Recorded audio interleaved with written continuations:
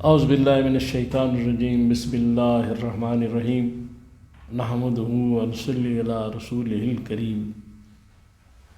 انتہائی قابل احترام سامعین اور مجھ سے اچھے لوگوں، السلام علیکم ورحمۃ اللہ وبرکاتہ۔ آج معراج مصطفی پہ بات ہوگی انشاءاللہ۔ یہ جو معراج مصطفی ہے اس کو دو حصوں میں رکھا گیا ہے۔ سورہ بنی اسرائیل کی پہلی آیت ہے، اس کو سبحان الذی اسری بعبدہ، اس کو اسراء بھی کہا جاتا ہے۔ یہ جو زمین کا سفر ہے، یعنی مسجد حرام سے مسجد اقصی تک، اور پھر اس کے بعد باقی جو آیات ہیں جو ستاروں سے آگے کی ہیں اور سدرۃ المنتہا سے بھی آگے، وہ جو معراج ہے، وہ جو آیتیں ہیں وہ سورہ نجم میں رکھی گئیں ابتدائی آیات میں، اور اس سورہ کا نام اسی لیے نجم رکھا گیا کہ ستاروں سے آگے کی بات ہے۔ تو پہلی تو گزارش ہی ہے کہ معراج جو ہے یہ پاکیزگی کا سفر ہے، برکتوں کا سفر ہے۔ رسول اللہ صلی اللہ تعالیٰ علیہ وآلہ وسلم کو پاک ذات لے کر گئی، پاک ہے وہ ذات جو لے گئی اپنے بندے کو ایک پاک مسجد سے پھر دوسری پاک مسجد تک، اور پھر اس کے بعد یہ پاکیزگی کا جو سفر جاری ہے، پھر جتنی بھی برکتوں والی باتیں اور پھر پاکیزگی کے سارے مقامات،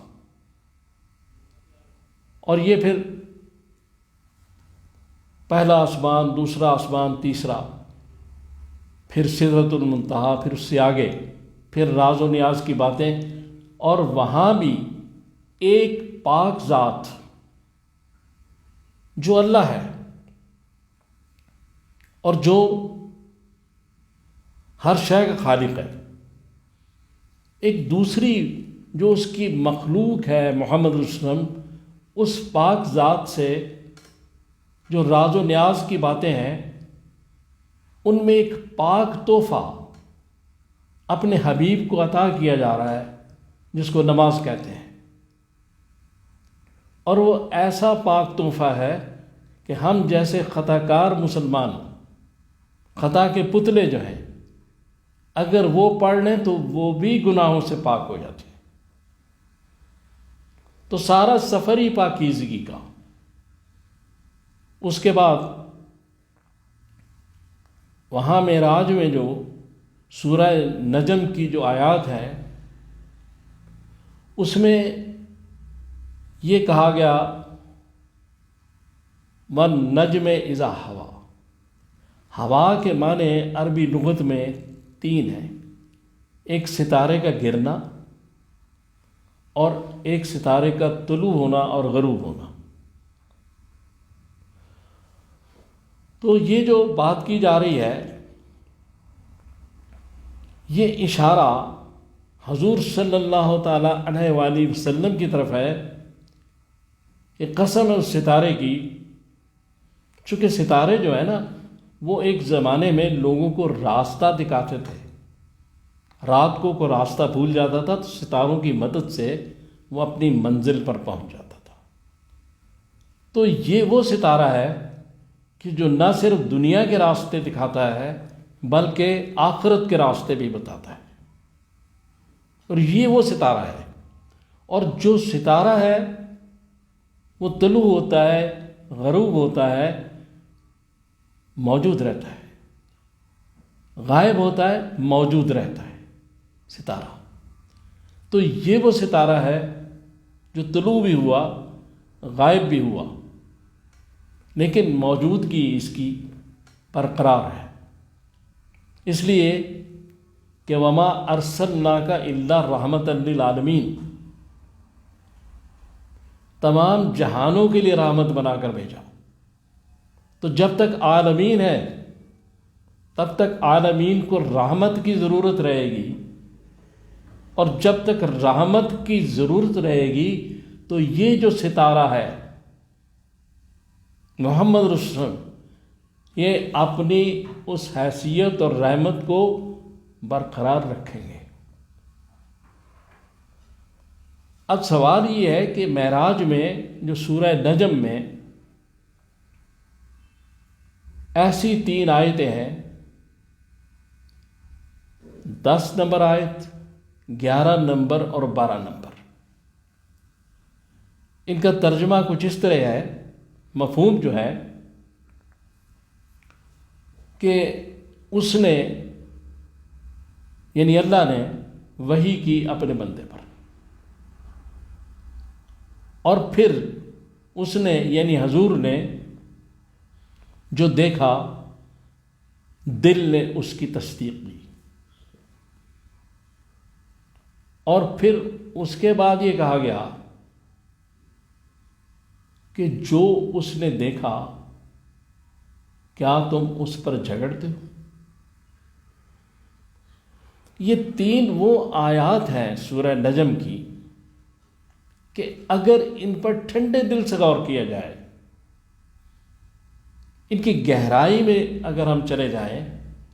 اور غور سے ان کو سمجھیں تو معراج کا مقصد بالکل واضح ہو جاتا ہے،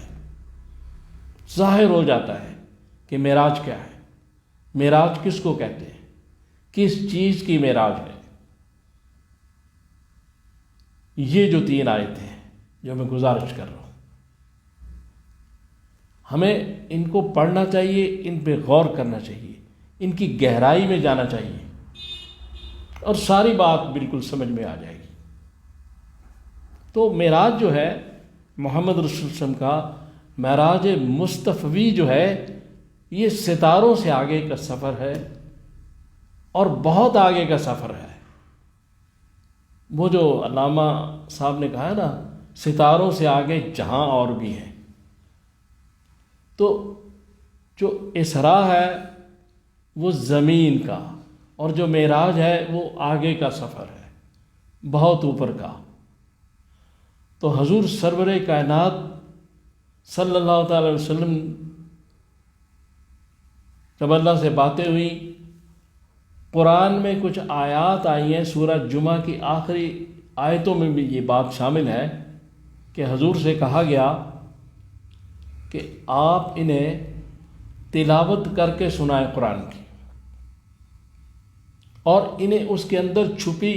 حکمت اور علم کی باتیں بتائیں، اور ان کو پاک کریں۔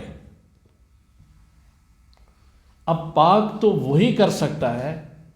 جو خود بہت ہی پاک و طاہر ہو۔ تو جب ایک پاک ذات سبحان الذی اسری بعبدہ لیلا من المسجد الحرام الی المسجد الاقصی، جب ایک پاک ذات پاک جگہوں پر لے کے جا رہی ہے اور سب سے اوپر پاکیزہ مقام پر لے کر گئی، تو اس نے محمد رسول صلی اللہ علیہ وسلم کو اتنا پاک کر دیا، اتنی پاکیزگی اور طہارت ان کے اندر بھر دی کہ جب تک یہ کائنات موجود ہے ہر شخص ان کے لائے ہوئے تحفے سے پاکیزگی حاصل کر سکتا ہے۔ یہ ہے معراج مصطفی۔ تو اللہ تعالیٰ سے دعا کریں کہ اللہ تعالیٰ مجھے اور آپ کو توفیق دے، میں نے جو باتیں کی ہیں ہم ان پہ عمل کر سکیں۔ صلی اللہ تعالیٰ علی خیر خلقی محمد وآلہ واصحابہ اجمعین برحمتہ۔